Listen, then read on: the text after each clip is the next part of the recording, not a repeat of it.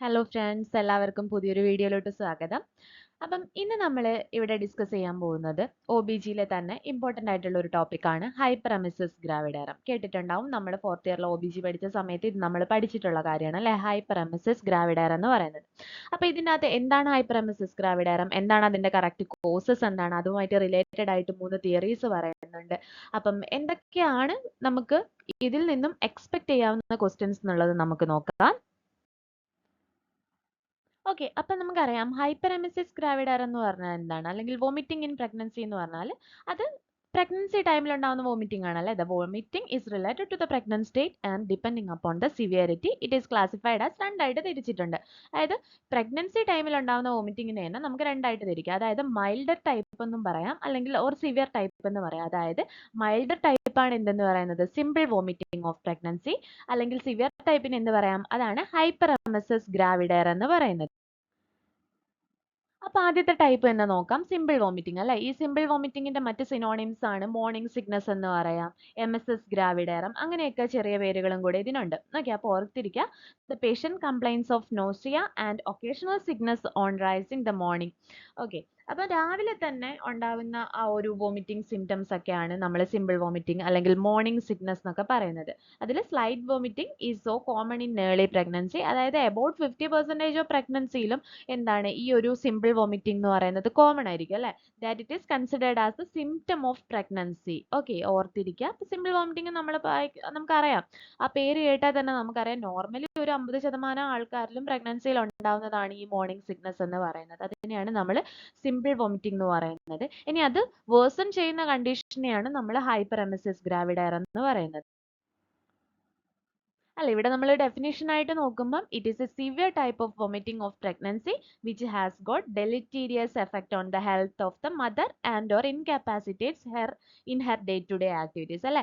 അതായത് ആ അമ്മയുടെ ഹെൽത്തിനെ അതെന്താണ് വളരെ ബാഡ് ആയിട്ട് ബാധിക്കുന്ന ഒരു അവസ്ഥയാണ് ഈ ഒരു ഹൈപ്പറെമിസിസ് എന്ന് പറയുന്നത്. കാരണം വൊമിറ്റ് ചെയ്യുന്ന സമയത്ത് അതെന്തായിരിക്കും, അത് നോർമലി ഒരു സിമ്പിൾ വോമിറ്റിംഗ് ആണെങ്കിൽ കുഴപ്പമില്ല, അതൊരു പ്രഗ്നൻസി സിംറ്റം ആയിട്ട് തന്നെ നമ്മൾ കൺസിഡർ ചെയ്യണം. പക്ഷേ ഈ വൊമിറ്റിംഗ് വേഴ്സൺ ചെയ്യുകയാണ്, അതായത് എന്ത് കഴിച്ചാലും വൊമിറ്റ് ചെയ്തുകൊണ്ടേ ഇരിക്കുക, ഒരു ഫ്ലൂയിഡ് എടുക്കാൻ പറ്റാത്ത അവസ്ഥ. ആ അവസ്ഥയിൽ എന്താവും, അമ്മ ഡീഹൈഡ്രേറ്റഡ് ആവും അല്ലേ, ഡീഹൈഡ്രേറ്റഡ് ആവും. അതുമായിട്ട് കോംപ്ലിക്കേറ്റഡ് ആയിട്ട് അസിഡോസിസ് കാര്യങ്ങളൊക്കെ വരുന്നുണ്ട്. ഓക്കെ, അപ്പോൾ ഇത് ഓർത്തിരിക്കുക, ഹൈപ്പറെമിസിസ് ഗ്രാവിഡാരം എന്ന് പറഞ്ഞാൽ ഒരു അമ്മയുടെ ഡേ ടു ഡേ ആക്ടിവിറ്റീസിനെ അല്ലെങ്കിൽ ആ ഒരു മദറിന്റെ ഹെൽത്തിനെ നെഗറ്റീവായിട്ട് അഫക്റ്റ് ചെയ്യുന്നതാണ് ഹൈപ്പറെമിസിസ് ഗ്രാവിഡാരം എന്ന് പറയുന്നത്. അപ്പോൾ as per the research studies ഇതിന്റെ ഇൻസിഡൻസ് എന്ന് പറയുന്നത് ഇപ്പോൾ ഒരു 30 വർഷത്തിനുള്ളിൽ ഇത് വളരെയധികം കുറഞ്ഞു വന്നിട്ടുണ്ടെന്നാണ് പുതിയ റിസർച്ച് സ്റ്റഡീസ് ഒക്കെ കാണിക്കുന്നത്. എന്നാലും നമുക്ക് ഇതിന്റെ ഒരു ഇൻസിഡൻസ് പറയുമ്പോൾ 1000 പ്രഗ്നൻസിയിൽ 1 in 1000 പ്രഗ്നൻസി എന്ന് വേണമെങ്കിൽ നമുക്ക് ഇതിന്റെ ഇൻസിഡൻസിനെ പറയാവുന്നതാണ്. അപ്പോൾ ഇതിന്റെ എത്തിയോളജി എന്തൊക്കെയായിരിക്കും, ഇതിന്റെ കാരണങ്ങൾ എന്ന് പറയുന്നത്, ഇതിന്റെ ശരിക്കുള്ള എത്തിയോളജി എന്ന് പറയുന്നത് ഒബ്സ്ക്യൂർ ആണ്. പക്ഷേ ഇതിന്റെ കുറച്ച് നമുക്കറിയാവുന്ന കുറച്ച് ഫാക്റ്റുകളുണ്ട്. അതായത് നമുക്കറിയാം ഹൈപ്പറെമിസിസ് ഗ്രാവിഡാരം എന്ന് പറയുന്നത് എപ്പോഴും അതൊരു ഫസ്റ്റ് ട്രൈമസ്റ്ററിൽ ലിമിറ്റഡ് ആയിരിക്കും. പക്ഷേ എല്ലാവർക്കും ഇങ്ങനെ ആയിക്കൊള്ളണമെന്നില്ല. നമ്മൾ പറയുന്നത് മോസ്റ്റ് കോമൺ ആയിട്ടും എന്തായിരിക്കും, ഇതൊരു ഫസ്റ്റ് ട്രൈമസ്റ്ററിൽ ലിമിറ്റഡ് ആയിരിക്കും. പിന്നെ എന്താ പറയുന്നത്, ഇപ്പം ഫസ്റ്റ് പ്രഗ്നൻസിയിൽ ഇത് ഉണ്ടായിട്ടുണ്ടെങ്കിൽ സെക്കൻഡ് പ്രഗ്നൻസിയിലും ഹൈപ്പറെമിസിസ് ഗ്രാവിഡാരം ഉണ്ടാവാൻ ഒരു 15% ചാൻസസും ഉണ്ട്. അതും കൂടെ ഒന്ന് ഓർത്തിരിക്കുക. അതോടൊപ്പം തന്നെ നമുക്ക് പറയാവുന്ന കോസസ് ആണ് ഒന്ന് യങ്ങർ ഏജ് അല്ലേ. അതായത് ടീനേജ് പ്രഗ്നൻസീസിലൊക്കെയാണ് നമ്മൾ കൂടുതൽ പറയുന്നത്. ഈ 19 വയസ്സ് 18 വയസ്സിലൊക്കെ പ്രഗ്നന്റ് ആവുന്ന ആൾക്കാർ. അപ്പോൾ അവർക്കൊക്കെ കൂടുതൽ ചാൻസ് ഉണ്ട്, ഈ ഹൈപ്പറെമിസിസ് ഉണ്ടാവാനുള്ള ചാൻസ് കൂടുതലാണ്. അതേപോലെ തന്നെ ലോ ബോഡി മാസ് ഇൻഡെക്സ് ഒക്കെ ഉള്ള ആൾക്കാരാണെങ്കിൽ, അതേപോലെ തന്നെ മോഷൻ സിക്നസ് അല്ലെ, മോഷൻ സിക്നസ്സും മൈഗ്രെയിനും ഒക്കെ ഹിസ്റ്ററീസ് ഉള്ള ആൾക്കാരാണെങ്കിൽ അവർക്കും ഹൈപ്പറെമിസിസ് ഗ്രാവിഡാരം ഉണ്ടാവാനുള്ള ചാൻസ് കൂടുതലാണ്. അതേപോലെ തന്നെ it has got a familial history. അമ്മയ്ക്കുണ്ടെങ്കിൽ കുഞ്ഞുങ്ങൾക്കും. ഇപ്പം നമ്മൾ ക്ലിനിക്സിലൊക്കെ നിൽക്കുന്ന സമയത്ത്, നമ്മൾ ഒരു ക്ലിനിക്കൽ ഏരിയയിലൊക്കെ വർക്ക് ചെയ്യുന്ന സമയത്ത് ഈ ഹൈപ്പറെമിസിസ് ഗ്രാവിഡാരൊക്കെ ആയിട്ട് പേഷ്യൻസ് വന്നിട്ടുണ്ടെങ്കിൽ നമ്മൾ അവരുടെ ഹിസ്റ്ററി ചോദിച്ചു കഴിഞ്ഞാൽ ഇവർക്ക് ഈ പറയുന്ന ഏതെങ്കിലും ഒരു സിംറ്റം ഉണ്ടാവും അല്ലേ. ഒന്നുകിൽ അവർ യങ്ങർ ഏജ് ആയിരിക്കും, ടീനേജ് എന്ന് പറയുന്നില്ല, ആദ്യം ഒരു 20s, ആദ്യത്തെ ഒരു എന്താ പറയുക ഏർലി 20s ഒക്കെ എന്താണ് ഹൈപ്പറെമിസിസ് കൂടുതലായിട്ടും കാണാം. പിന്നെ ലോ ബോഡി മാസ് തിന്നായിട്ടുള്ള ആൾക്കാരിൽ, പിന്നെ മോഷൻ സിക്നസ് ഒക്കെ അല്ലെങ്കിൽ മൈഗ്രെയിൻസ് ഒക്കെ ഉണ്ടാവുന്ന ആൾക്കാരിലും, അതേപോലെ തന്നെ ഫാമിലി ഹിസ്റ്ററീസ് അമ്മയ്ക്ക് സിസ്റ്ററിനൊക്കെ ഉണ്ടായിട്ടുണ്ടെങ്കിൽ അതിൻ്റെ നെക്സ്റ്റ് അവർക്കും ഉണ്ടാവാനുള്ള സാധ്യതകൾ കൂടുതൽ. അതോടൊപ്പം തന്നെ ഹൈപ്പറെമിസിസ് ഗ്രാവിഡേറ ഉണ്ടാവാൻ സാധ്യതയുള്ള മറ്റു കാര്യങ്ങളാണ് ഹൈഡാറ്റിഡിഫോം മോള്. ഓക്കെ, നമുക്കറിയാം ഹൈഡാറ്റിഡിഫോം മോൾ ഉണ്ടാവുക, അല്ലെങ്കിൽ മൾട്ടിപ്പിൾ പ്രഗ്നൻസി അല്ലേ. മൾട്ടിപ്പിൾ പ്രഗ്നൻസിൻ്റെ ഒക്കെ സമയത്തും HCGൻ്റെ ഒക്കെ ഹോർമോണിൻ്റെ ഒക്കെ അളവ് വളരെ കൂടുതലായിരിക്കും. അപ്പോൾ ആ ഒരു സമയത്തും എന്താണ് ഈ ഒരു വോമിറ്റിംഗ് ഉണ്ടാവാൻ സാധ്യത കൂടുതലാണ്. പിന്നെ it is more common in unplanned pregnancies but much less amongst illegitimate ones അല്ലേ. അതായത് നമുക്ക് അൺപ്ലാൻഡ് പ്രഗ്നൻസി എന്ന് പറയുന്നതിന്റെ മെയിൻ കാരണം എന്താണെന്ന് വെച്ച് കഴിഞ്ഞാൽ, അതായത് പ്ലാൻഡ് ആണെങ്കിൽ ആ അമ്മ എന്തായിരിക്കും ഈ ഒരു സൈക്കോളജിക്കലി അല്ലെങ്കിൽ ഫിസിക്കലി ഒക്കെ ആ ഒരു കുഞ്ഞിനെ അക്സെപ്റ്റ് ചെയ്യാൻ റെഡി ആയിരിക്കും അല്ലേ. അപ്പം അൺപ്ലാൻഡ് ആവുന്ന സമയത്ത് എന്ന് പറഞ്ഞാൽ അവരുടെ ഹെൽത്ത് സ്റ്റാറ്റസ് വീക്ക് ആയിരിക്കും, അല്ലെങ്കിൽ എന്താണ് ഒരു പ്രഗ്നൻസിനെ ക്യാരി ചെയ്യാനുള്ള ഒരു കെൽപ്പിലായി കാണില്ല. അപ്പം ആ ഫാക്ടേഴ്സ് ഒക്കെ എന്ത് ചെയ്യും ഈ ഒരു ഹൈപ്പറെമിസിസിലോട്ട് നയിക്കാം. ഓക്കെ, അപ്പൊ അതുകൊണ്ടാണ് പറയുന്നത് more common in unplanned pregnancies. അപ്പൊ ഇത്രയാണ് നമ്മൾ മെയിൻ എത്തിയോളജിക്കൽ ഫാക്ടേഴ്സ് ആയിട്ട് നമ്മൾ പറയുന്നത്. ഇനി ഈ ഹൈപ്പറെമിസിസ് ഗ്രാവിഡാറം പഠിക്കുമ്പം അതിന്റെ എത്തിയോളജീനെ നമ്മൾ 3 തിയറി ബേസിസിൽ പറയുന്നുണ്ട്. ഓക്കെ, അപ്പൊ 3 തിയറീസ് നമ്മൾ പറയുന്നുണ്ട്. ആ തിയറി എന്ന് പറഞ്ഞാൽ ഒന്ന് ഹോർമോണൽ ആണ്, ഹോർമോണൽ ഫാക്ടേഴ്സ്, അല്ലെങ്കിൽ രണ്ടാമത്തത് സൈക്കോജനിക് ആണ്, മൂന്നാമത്തെ എന്ന് പറയുന്നത് ഡയറ്ററ്റിക് ഡെഫിഷ്യൻസി ആണ്. ഓക്കെ, ഒന്ന് ഹോർമോണൽ എന്ന് പറയുമ്പോൾ ഹോർമോൺ ഇംബാലൻസസ് കാരണമാവാം, രണ്ടാമത്തെ സൈക്കോജനിക് നമ്മുടെ മൈൻഡിൽ തന്നെ തോന്നുന്ന കാര്യങ്ങൾ കൊണ്ടുവരാം, മൂന്നാമത്തെ എന്ന് പറയുന്നത് ഡയറ്ററ്റിക് ഡെഫിഷ്യൻസി ആണ്. നമ്മൾ നേരത്തെ പറഞ്ഞു ലോ ബോഡി മാസ് ഇൻഡെക്സും അതേപോലെ തന്നെ തിന്നായിട്ടുള്ള ആൾക്കാരുടെ. അപ്പം നമുക്ക് ആദ്യത്തെ നോക്കാം, എന്താണ് ഹോർമോണൽ കൊണ്ട് ഉദ്ദേശിക്കുന്നത് എന്താണ്. അതായത് excess of chorionic gonadotropin or higher biological activity of the HCG is associated അല്ലേ. നമ്മളിപ്പോൾ പറഞ്ഞു കഴിഞ്ഞു, ഇപ്പോൾ കുറച്ച് മുമ്പ് നമ്മൾ പറഞ്ഞു ഫാക്ടേഴ്സ് പറഞ്ഞ സമയത്ത് മൾട്ടിപ്പിൾ പ്രഗ്നൻസിയിൽ ഉണ്ടാവുന്നു എന്നുള്ള കാര്യം പറഞ്ഞു. അതായത് നമ്മൾ ഈ പ്രഗ്നന്റ് ആവുന്ന സമയത്ത് നമ്മളെ ബോഡിയിലകത്ത് ഉണ്ടാവുന്ന പല ഹോർമോണൽ ഒരുപാട് ഓർഗൻ ചേഞ്ചസും, അതായത് ഓർഗൻ ഫങ്ഷൻസിന്റെ ചേഞ്ചസും ഒക്കെ ഒരുപാട് ഉണ്ടാവുന്നുണ്ട് ഈ പ്രഗ്നൻസി ടൈമിൽ. അതുപോലെ തന്നെ ഹോർമോൺസും എന്ത് ചെയ്യുന്നുണ്ട്, വാരി ചെയ്യുന്നുണ്ട്, പുതിയ ഹോർമോൺസ് പ്രൊഡ്യൂസ് ചെയ്യുന്നുണ്ട്. അതിലൊന്നാണ് HCG എന്ന് പറയുന്നത്. നോർമലി പ്രഗ്നൻസിയുടെ സമയത്ത് HCGയുടെ അളവ് കൂടുതലായിരിക്കും. ഓക്കെ, ഈ HCGയുടെ അളവ് എന്തിലേക്ക് ലീഡ് ചെയ്യുന്നുണ്ട്, വോമിറ്റിംഗിലേക്ക്, ഹൈപ്പറെമിസിസ് ഗ്രാവിഡത്തിലേക്ക് ലീഡ് ചെയ്യുന്നുണ്ട്. And this is provided by the frequency of proved by the frequency of vomiting at the peak level of HCG, and also the increased association with the hydatidiform mole or multiple pregnancy when the HCG titer is very much raised. അപ്പം നമുക്കറിയാം ഈ രണ്ട് conditions ഒക്കെ നമുക്ക് വഴിയെ പഠിക്കാം. അതായത് multiple pregnancy ആവാം, അതേപോലെ തന്നെ ഹൈഡാറ്റിഡിഫോം മോൾ ആവാം. ഈ കേസസിലൊക്കെ ആണെങ്കിൽ HCGയുടെ അളവ് വളരെ കൂടുതലായിരിക്കും. അങ്ങനത്തെ ആൾക്കാരിൽ ഈ ഹൈപ്പറെമിസിസിന്റെ അല്ലെങ്കിൽ ആ ഒരു വൊമിറ്റിങ്ങിന്റെ കേസും ഒരു ഫ്രീക്വൻസി എന്ന് പറയുന്നതും എന്ത് തന്നെയായിരിക്കും, പീക്ക് ലെവൽ ആയിരിക്കും. ഓക്കെ, അപ്പൊ അത് ഓർത്തിരിക്കുക. അപ്പൊ ആദ്യത്തെ തിയറി നമ്മൾ പഠിച്ചു കഴിഞ്ഞു. രണ്ടാമത്തെ തിയറിയാണ് എന്ത്, സൈക്കോജനിക് തിയറി എന്ന് പറയുന്നത്. അതായത് it probably aggravates the nausea once it begins and but neurogenic element sometimes plays a role as evidenced by it subsidence after shifting the patient from the home surroundings അല്ലെ. ചില ആൾക്കാർക്കുണ്ടാവും vomiting ഒക്കെ തുടങ്ങി കഴിഞ്ഞു കഴിഞ്ഞാൽ പിന്നെ നിർത്തിയില്ല. അതായത് ഒരു തവണ ആ വോമിറ്റിംഗ് തുടങ്ങി കഴിഞ്ഞിട്ടുണ്ടെങ്കിൽ പിന്നെ അതെന്തായിരിക്കും, പിന്നെ വോമിറ്റ് ചെയ്തുകൊണ്ടേയിരിക്കും. അത് അവരുടെ ഒരു മൈൻഡിൽ തോന്നുന്ന കാര്യങ്ങളാണ്. പിന്നെ ആ ഒരു സറൗണ്ടിങ്സിൽ നിന്നൊക്കെ വിട്ട് നിൽക്കുന്ന സമയത്തെ എന്താവുന്നുള്ളൂ, ഇത് റിലീവ് ആവുന്നുള്ളൂ. ഓക്കെ, അപ്പം അതാണ് ഈ സൈക്കോജനിക് തിയറി കൊണ്ട് ഉദ്ദേശിക്കുന്നത്. ഇനി ഡയറ്ററ്റിക് ഡെഫിഷ്യൻസി എന്താണെന്ന് നോക്കാം. അതായത് ഡയറ്ററ്റിക് ഡെഫിഷ്യൻസി നമ്മൾ പറഞ്ഞു കഴിഞ്ഞു, അതായത് ലോ കാർബോഹൈഡ്രേറ്റ് റിസർവ് കാരണം ഉണ്ടാവുന്നതാണ്. അതായത് എങ്ങനെയാണ് ഇത് സംഭവിക്കാവുന്നതെന്ന്, ഒന്ന് ഓൾറെഡി അവർ അണ്ടർ ന്യൂട്രീഷൻ ആണെങ്കിൽ, അല്ലെങ്കിൽ മാൽ ന്യൂട്രീഷൻ ഒക്കെ ഉള്ള മദർ ആണെങ്കിൽ അങ്ങനെ സംഭവിക്കാം. അല്ലെങ്കിൽ മദർ വിത്ത് എന്താണ് happens A night without food അല്ലെ, രാത്രി ഫുഡൊന്നും കഴിക്കാതെ ആവുമ്പോൾ എന്താണ് കാർബോഹൈഡ്രേറ്റ് റിസർവ് ഒക്കെ എന്തായാലും കുറഞ്ഞു വരും. അപ്പം അത് കാരണം ഉണ്ടാവാം. പിന്നെ എന്താണ്, deficiency of vitamin B6, vitamin B1 and proteins that may B the effects rather than the cause. Okay, അപ്പം ഈ കാര്യങ്ങളൊക്കെയാണ് ഡയറ്ററ്റിക് ഡെഫിഷ്യൻസിക്കകത്ത് വരുന്നത്. ഇനി നമുക്ക് എന്താണ് ഇതിന്റെ പാത്തോളജി എന്നുള്ളത് നോക്കാം. ഓക്കെ, അതായത് ഓരോ ഓർഗൻസിലും ഇതിന് എന്തൊക്കെ എഫക്റ്റുകൾ ഉണ്ടാവുന്നുണ്ട്. അപ്പം ആദ്യം തന്നെ ലിവറിൽ നോക്കാം. Liver enzymes are elevated and there is sentry lobular fatty infiltration without necrosis. Okay, അപ്പം നമ്മൾ ഓൾറെഡി പറഞ്ഞു കഴിഞ്ഞു വൊമിറ്റിംഗ് അല്ലേ, വൊമിറ്റ് ചെയ്യുന്ന സമയത്ത് എന്തായിരിക്കും, ലിവർ എൻസൈംസ് ഓൾറെഡി ഇൻക്രീസ്ഡ് ആയിരിക്കും. ഇനി കിഡ്നീസിൽ എന്തൊക്കെ ഉണ്ടാവാം, കിഡ്നീസിലാണെങ്കിൽ usually normal with occasional findings of fatty changes in the cells of the first convoluted tubule which may be related to acidosis. അപ്പം ഈ ഹൈപ്പറെമെസിസ് ഉണ്ടാവുന്ന കേസിൽ അസിഡോസിസ് ആണ് ഉണ്ടാവുന്നത്. ഓക്കെ, അപ്പം നമുക്കറിയാം ഇപ്പം ഈ ഒരാൾ എന്താണ് ആ മദർ ഡീഹൈഡ്രേറ്റഡ് ആയി അത് പിന്നെ എന്താണ് അസിഡോസിസിലേക്ക് ലീഡ് ചെയ്തിട്ട് അസറ്റോൺ പോസിറ്റീവ് കാണിക്കും അല്ലേ, അസറ്റോണിന്റെ പ്രസൻസ് ഉണ്ടാവും. അപ്പം നമ്മൾ ടെസ്റ്റ് ചെയ്യുന്നത് എന്താണ്, യൂറിൻ അസറ്റോൺ ആണ് നമ്മൾ ടെസ്റ്റ് ചെയ്യുന്നത്. അപ്പോൾ അസറ്റോൺ പോസിറ്റീവ് ആയിരിക്കും. ഈ അസിഡോസിസ് ഒക്കെ റിലേറ്റഡ് ആയിട്ടാണ് എന്ത് വരുന്നത്, കിഡ്നീസിനകത്തും ഫാറ്റി ചേഞ്ചസ് ഒക്കെ കാണുന്നത്. അതുപോലെ തന്നെ ഹാർട്ടിലാണെങ്കിലോ there may be sub endocardial haemorrhage ഉണ്ടാവാം. അതേപോലെ തന്നെ ബ്രെയിനിലാണെങ്കിൽ small haemorrhages in the hypothalamic region giving the manifestation of Wernicke's encephalopathy.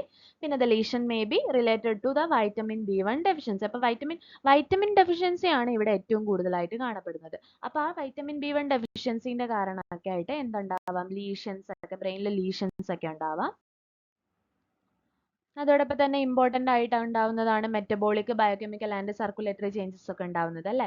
അതെന്താണ്, അതായത് ചേഞ്ചസ് എന്തുകൊണ്ടാണ് ഉണ്ടാവുന്നത്, combined effect of dehydration and starvation consequent upon the vomiting. Okay, അപ്പം അത് കാരണമാണ് മെറ്റബോളിക് അല്ലെങ്കിൽ ബയോകെമിക്കൽ സർക്കുലേറ്ററി ചേഞ്ചസ് ഒക്കെ ബോഡിയിൽ ഉണ്ടാവുന്നത്.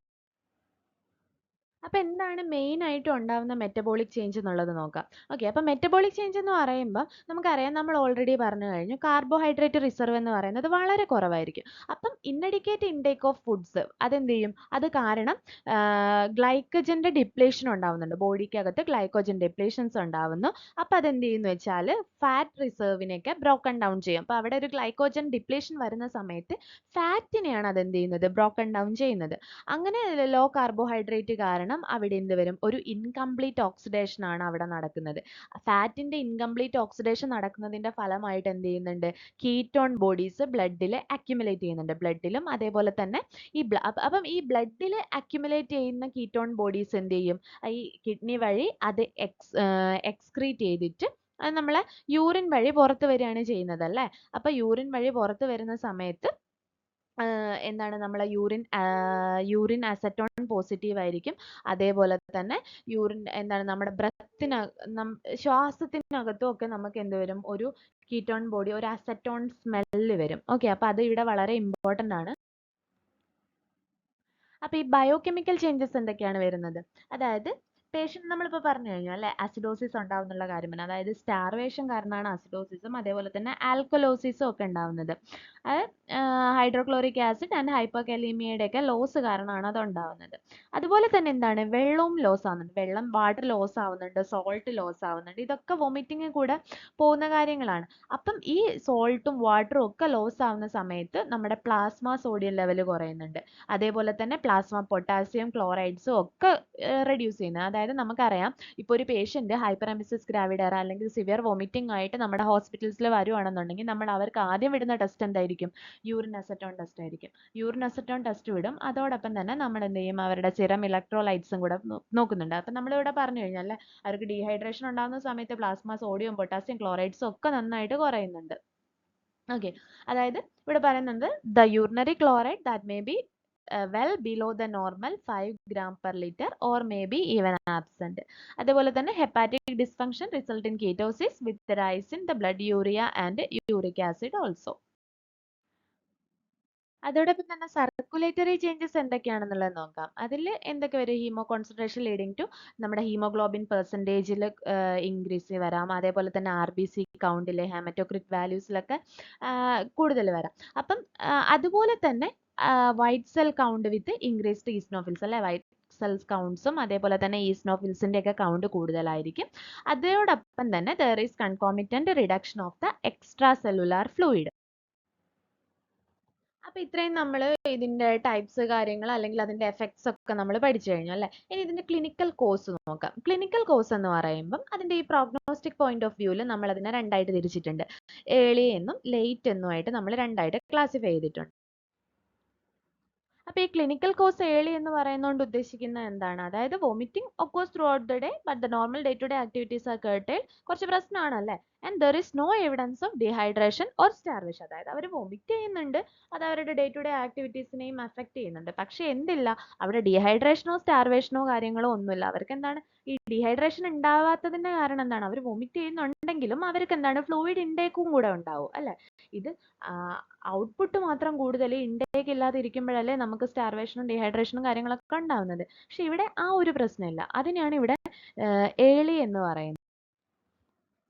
ഇനി ക്ലിനിക്കൽ കോസ് ലേറ്റ് എന്ന് പറയുന്നതുകൊണ്ട് ഉദ്ദേശിക്കുന്നത് എന്താണ്, evidence of dehydration and starvation. അതേപോലെ തന്നെ എന്താണ്, സിംറ്റംസ് എന്തൊക്കെയായിരിക്കും, vomiting is increased in frequency with retching. അതേപോലെ തന്നെ യൂറിൻ ക്വാണ്ടിറ്റി ഡിമിനിഷ്ഡ് ആയിരിക്കും, അതായത് ചിലപ്പോൾ അതെന്ത് ഒലിഗൂറിയയിലേക്ക് വരെ പോകാം. പിന്നെ എപ്പിഗാസ്ട്രിക് പെയിൻ ഉണ്ടാവും, കോൺസ്റ്റിപ്പേഷൻ ഉണ്ടാവും. അതേപോലെ തന്നെ complication may appear if not treated അല്ലെ. അതായത് നമ്മളത് ചികിത്സിക്കൊന്നും ചെയ്യാതെ ഹോസ്പിറ്റലൊന്നും പോകണ്ട എന്നൊക്കെ പറഞ്ഞിരുന്നു കഴിഞ്ഞാൽ അതിന്റെ കോംപ്ലിക്കേഷൻസ് വേഴ്സൺ ചെയ്യും.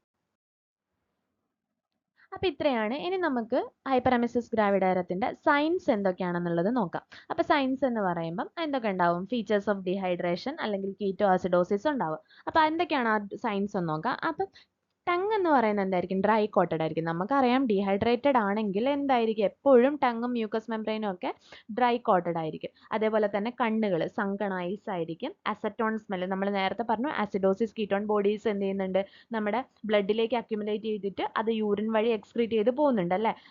അതോടൊപ്പം തന്നെ നമ്മുടെ ബ്രത്തിനും അസറ്റോൺ സ്മെല്ലായിരിക്കും ഉണ്ടാവുന്നത്. ടെക്കിക്കാർഡി ഉണ്ടാവുന്നുണ്ട്, ഹൈപ്പോടെൻഷൻ ഉണ്ടാവുന്നുണ്ട്, rice in temperature that may B noted. അതേപോലെ തന്നെ jaundice is a late feature and such late cases are rarely seen in these days. And vaginal examination എന്തുണ്ടാവും, അൾട്രാസോണോഗ്രാഫി ചെയ്യുന്നുണ്ട് to confirm the diagnosis of pregnancy. ഇപ്പോൾ vomit ചെയ്യുന്നുണ്ടെങ്കിൽ നമ്മൾ ഈ pregnancy confirm ചെയ്യണം അല്ലേ. പ്രഗ്നൻസി റിലേറ്റഡ് ആണോ അല്ലയോ എന്നുള്ളത് ആദ്യം കൺഫേം ചെയ്ത ശേഷം മാത്രമേ നമുക്കതിനെ ഹൈപ്പറെമിസിസ് ഗ്രാവിഡയർ ആണോ അതോ വേറെ എന്തെങ്കിലും അസുഖങ്ങൾ റിലേറ്റഡ് ആയിട്ടുള്ള വൊമിറ്റിംഗ് ആണോ എന്നുള്ളത് പറയാൻ പറ്റും.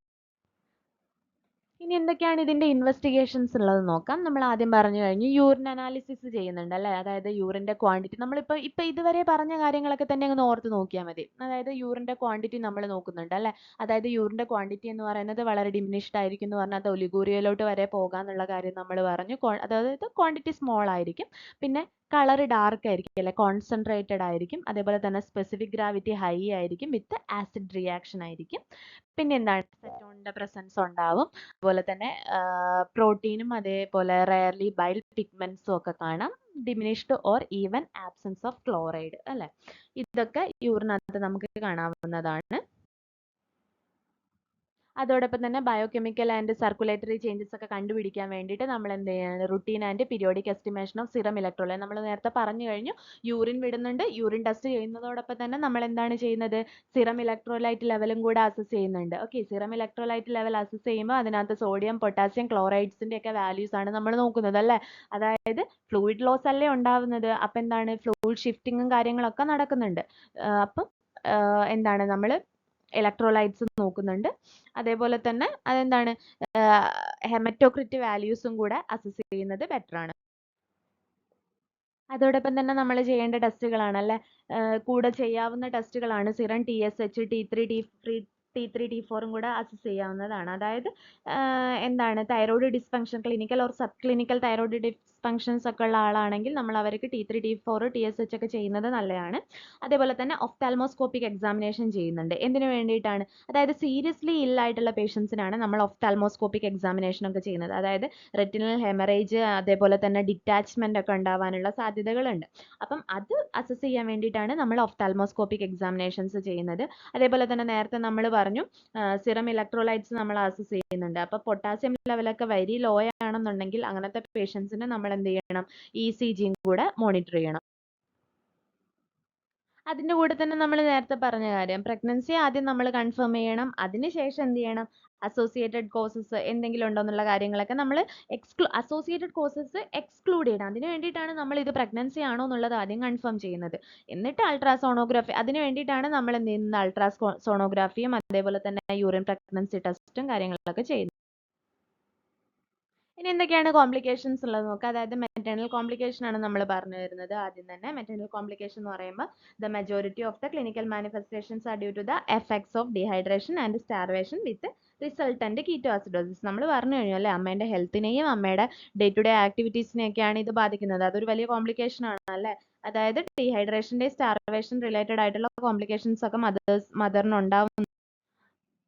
അപ്പോൾ അതിൽ ആദ്യം തന്നെ എന്തൊക്കെയാണ് ന്യൂറോളജിക് കോംപ്ലിക്കേഷൻസ് എന്തൊക്കെയാണെന്നുള്ളത് നോക്കാം. വെർണിക് എൻസെഫലോപ്പതി ഉണ്ടാവുന്നുണ്ട്, ബെറിബെറി ഉണ്ടാവുന്നുണ്ട്. ബെറിബെറി എന്ത് കാരണം ഉണ്ടാവുന്നത്? തൈമിൻ ഡെഫിഷ്യൻസി കാരണമാണ് ഉണ്ടാവുന്നത്.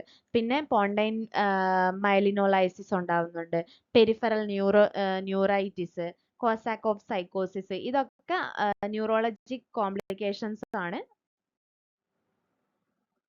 അതോടൊപ്പം തന്നെ സ്ട്രെസ് അൾസേഴ്സ് ഉണ്ടാവുന്നുണ്ട് അല്ലേ. രണ്ടാമത്തെ ന്യൂറോളജിക്കൽ സിംറ്റംസ് കഴിഞ്ഞ് കഴിഞ്ഞാൽ നമുക്ക് സ്ട്രെസ് അൾസേഴ്സ് ഉണ്ടാവാം മദേഴ്സിന്. അതിന് അതോടൊപ്പം തന്നെ ഈസോഫാജിയൽ ടിയർ. അത് ഏത് കേസസിലാണ് ഉണ്ടാവുന്നത്? മാലറി വേസ്റ്റ് സിൻഡ്രം എന്ന് പറയുന്ന കേസസിലാണ് ഈസോഫാജിയൽ ടിയേഴ്സ് ഉണ്ടാവുക. പിന്നെ നമ്മൾ നേരത്തെ പറഞ്ഞു കഴിഞ്ഞു അല്ലേ, അതായത് ഇതിന്റെ ഒരു ലേറ്റ് കോംപ്ലിക്കേഷൻ ആയിട്ട് ജോണ്ടിസ് വരാം, അല്ലെങ്കിൽ ഹെപ്പാറ്റിക് ഫെയിലിയർ വരാം, കൺവൽഷൻസ്, കോമ ഇതൊക്കെ ഉണ്ടാവാം. പിന്നെ ഹൈപ്പോപ്രോത്രോമിനീമിയ ഉണ്ടാവാം. എന്ത് കാരണമാണ് ഹൈപ്പോപ്രോത്രോമിനീമിയ ഉണ്ടാവുന്നത്? അതായത് വൈറ്റമിൻ കെ ഡെഫിഷ്യൻസി കാരണമാണ് അത്. പിന്നെ റീനൽ ഫെയിലിയറും ഉണ്ടാവാം. ഇനി എന്തൊക്കെയാണ് കുഞ്ഞിനുണ്ടാവുന്ന കോംപ്ലിക്കേഷൻസ് നോക്കാം. എഫക്റ്റ് ഓൺ ദ ഫീറ്റസ് എന്ന് പറയുമ്പോൾ the foetus usually remains unaffected once the problem is resolved അല്ലേ. അപ്പോൾ ആദ്യം നോർമലി ഇത് ഉണ്ടാവുന്നതാണ്, വോമിറ്റിംഗ് ഒക്കെ പ്രഗ്നൻസിയിൽ ഉണ്ടാവുന്നത്. അത് നമ്മൾ ആദ്യമേ കണ്ടുപിടിച്ച് അതിന് ട്രീറ്റ്മെന്റ് എടുത്ത് അതിനെ റിസോൾവ് ചെയ്തിട്ടുണ്ടെങ്കിൽ കുഞ്ഞിന് കാര്യമായ പ്രശ്നങ്ങളൊന്നും ഉണ്ടാവുന്നില്ല. പക്ഷേ അമ്മയുടെ കണ്ടീഷൻ കുറച്ച് വേഴ്സൺ ആണ് എന്നുണ്ടെങ്കിൽ അത് എന്ത് ചെയ്യുന്നുള്ളൂ, കുഞ്ഞിനെ ബാധിക്കുന്നുള്ളൂ. അപ്പോൾ കുഞ്ഞിനുണ്ടാവുന്ന കോംപ്ലിക്കേഷൻ എന്ന് പറയുന്നത് ലോ ബർത്ത് വെയിറ്റ് ആയിരിക്കാം. ഓക്കെ, അതാണ് ഒരു കോംപ്ലിക്കേഷൻ എന്ന് പറയുന്നത്. പിന്നെ ഇതിന്റെ പ്രിവെൻഷൻ നമുക്ക് എങ്ങനെ പറയാം? Only prevention is to impart the effective management to correct simple vomiting of pregnancy. Okay, അപ്പോൾ പ്രിവെൻഷൻ എന്ന് പറയുന്നത്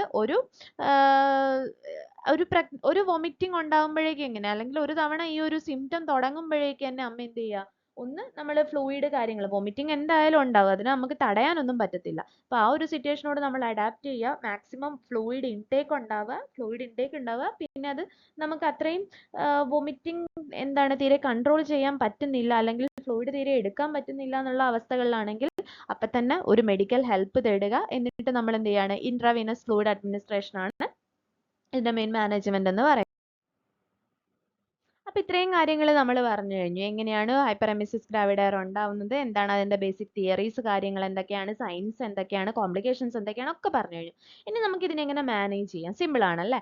അതായത് ഇതിന് കുറച്ച് പ്രിൻസിപ്പിൾസ് ഉണ്ട്. അതിൽ ആദ്യത്തെ പ്രിൻസിപ്പിൾ എന്ന് പറയുന്നത് എന്താണ്? Maintenance of hydration. നമുക്കറിയാം ഔട്ട്പുട്ട് കൂടുതലായിരിക്കും, അപ്പോൾ അത് നമ്മൾ എന്ത് ചെയ്യണം, അതിനനുസരിച്ചുള്ള ഇൻപുട്ട് വേണം. അപ്പം ഹൈഡ്രേഷൻ മെയിൻറ്റെയിൻ ചെയ്യുക, അതോടൊപ്പം തന്നെ വോമിറ്റിംഗ് കൺട്രോൾ ചെയ്യുക, correct fluid and electrolyte imbalances, correct metabolic disturbance, അതായത് ആൽക്കലോസിസോ അസിഡോസിസോ ഒക്കെ ഉണ്ടെന്നുണ്ടെങ്കിൽ അതിനെ നമ്മൾ കറക്റ്റ് ചെയ്യുക. പിന്നെ prevent the serious complications of severe vomiting, care of pregnancy. ഇത്രയാണ് പ്രിൻസിപ്പിൾസ് ഓഫ് മാനേജ്മെന്റ് ഇൻ ഹൈപ്പറെമിസിസ് ഗ്രാവിഡയർ എന്ന് പറയുന്നത്.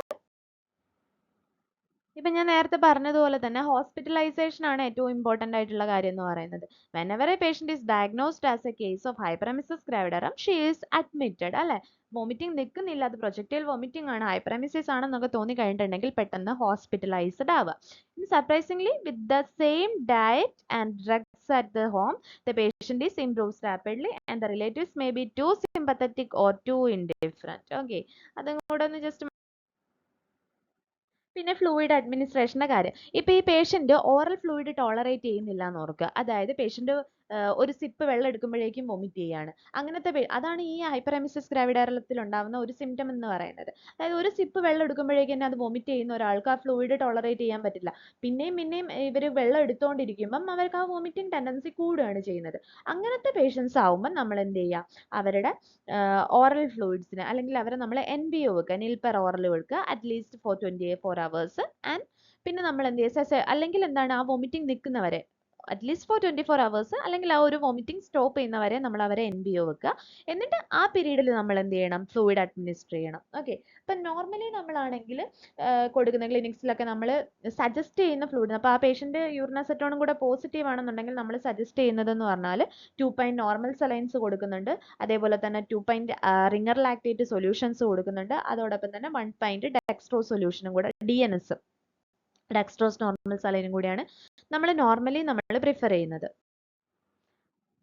അപ്പോൾ ഈ കൊടുക്കേണ്ട ഫ്ലൂയിഡിനെ നമുക്ക് കാൽക്കുലേറ്റ് ചെയ്യാൻ പറ്റും. അതായത് 24 മണിക്കൂറിലേക്ക് നമ്മൾ ഇൻഫ്യൂസ് ചെയ്യേണ്ട ഫ്ലൂയിഡിൻ്റെ അളവെന്ന് പറയുന്നത്, അതായത് ടോട്ടൽ നമ്മൾ അപ്രോക്സിമേറ്റ്ലി ഒരു 3 liters ആണ്, 2.5 to 3 liters ആണ് നമ്മൾ പറയുന്നത്. അതിൽ എങ്ങനെയാണ് കൊടുക്കുന്നത് വെച്ചാൽ ഹാഫ് 5% ഡെക്സ്ട്രോസ് ആയിരിക്കണം, അതേപോലെ തന്നെ ഹാഫ് റിംഗർ സൊല്യൂഷനും ആയിരിക്കണം. അതിൽ എക്സ്ട്രാ എമൗണ്ട് ഓഫ് ക്രിസ്റ്റലോയിഡ്സ് നമുക്ക് എങ്ങനെ കൊടുക്കാൻ പറ്റും, അതായത് extra amount of crystalloids which is equal to the amount of vomitus and urine in the 24 hours, അല്ലേ?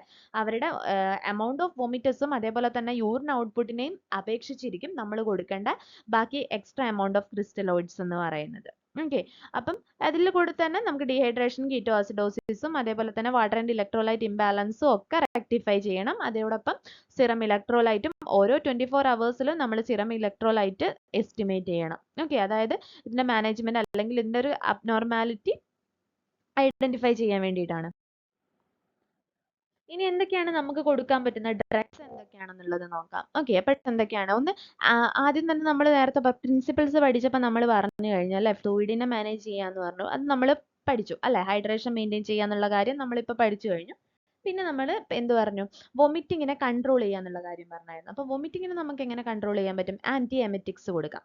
ആൻറ്റി എമറ്റിക് ഡ്രഗ്സ് അതിൽ പ്രൊമെത്താസിൻ അല്ലെങ്കിൽ ഫിനർഗാൻ 25 milligram or prochlorperazine കൊടുക്കാം അല്ലെ, സ്റ്റെമറ്റിൽ 5 milligram or ട്രൈഫ്ലൂറോപ്രൊമാസിൻ, അതായത് സിക്യുല എന്ന് പറയുന്ന ഡ്രഗ്, അത് 10 mg that may be administered twice or thrice daily ഇൻട്രാമസ്കുലർലി.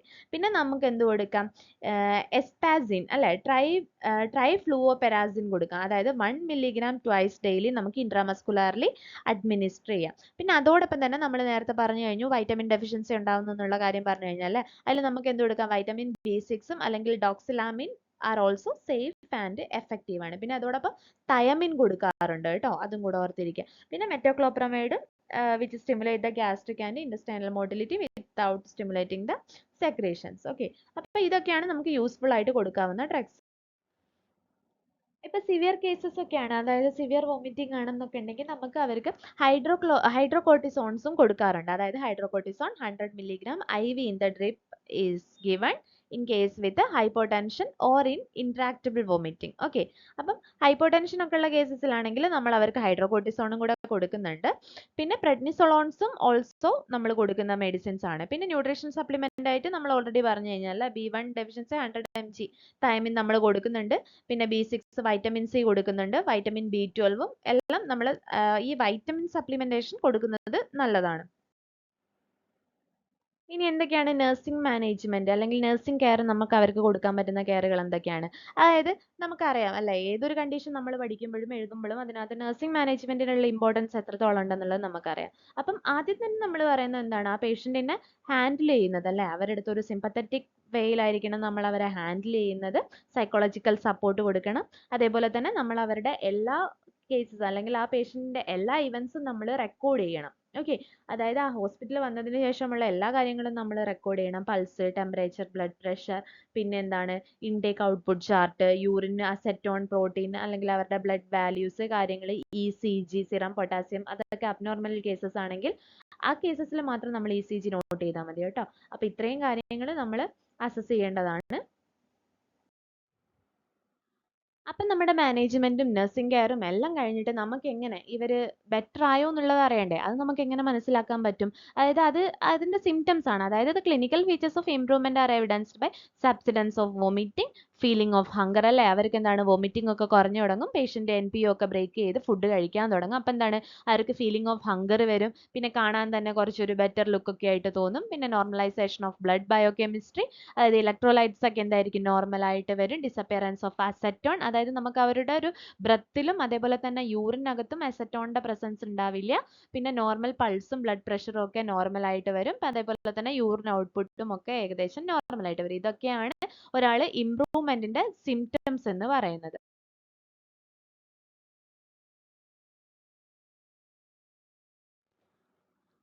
Okay friends, അപ്പോൾ ഇത്രയേ ഉള്ളൂ. വളരെ സിമ്പിൾ ആയിട്ടുള്ള ഒരു ടോപ്പിക്കാണ് ഹൈപ്പറെമിസിസ് ഗ്രാവിഡാര എന്ന് പറയുന്നത്. അപ്പം നമ്മൾ എന്താണ് ഹൈപ്പറെമിസിസ് ഗ്രാവിഡാര എന്ന് പഠിച്ചു കഴിഞ്ഞു, അതിൻ്റെ ക്ലിനിക്കൽ കോഴ്സ് പഠിച്ചു, എത്തിയോളജിക്കൽ ഫാക്ടേഴ്സ് പഠിച്ചു, 3 തിയറീസ് നമ്മൾ പഠിച്ചു കഴിഞ്ഞു. ഇനി അതിൻ്റെ സിംറ്റംസ് എന്തൊക്കെയാണ്, മാനേജ്മെൻറ്റ് എന്തൊക്കെയാണ്, കോംപ്ലിക്കേഷൻസ് എന്തൊക്കെയാണ്, നഴ്സിംഗ് കെയർ അതിൻ്റെ എന്തൊക്കെയാണ്, അതിൻ്റെ ഇംപ്രൂവ്മെൻറ്റ് സിംറ്റംസ് എന്നുള്ള കാര്യങ്ങളൊക്കെ നമ്മൾ പഠിച്ചു കഴിഞ്ഞാൽ അല്ലേ. വളരെ സിമ്പിളാണ്. അപ്പോൾ ഇതിനകത്തുനിന്ന് എന്ത് ക്വസ്റ്റ്യൻ ചോദിച്ചു കഴിഞ്ഞാലും നമുക്ക് ഈസി ആയിട്ട് എഴുതാൻ പറ്റാവുന്നതേ ഉള്ളൂ.